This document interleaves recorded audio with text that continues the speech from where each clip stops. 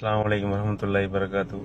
இந்த பதிவு ஏன் போடுறேன்னு சொன்னா, பல நாள் ஜும்மா போகாமலுக்கு இறைவனுடைய அழைப்பு வாங்கு சத்தம் காதுல கேட்டும் கூட வசிட்டு இழுத்து போத்திட்டு படுத்திருக்கேன்னா, ஆனா அப்படிப்பட்ட என்ன இந்த இறைவன் சுப்ஹானல்லாஹ் 5 நேர தொழுகைக்கு என்னை இழுத்திருக்காங்க பாருங்க.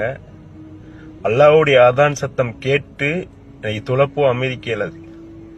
அப்படியான ஒரு இதை கொண்டு வந்து ஏன் இறைவன். அப்ப அல்லாஹ் எவ்வளவு ஒரு பாசம் உடையவன் நம்மளோட.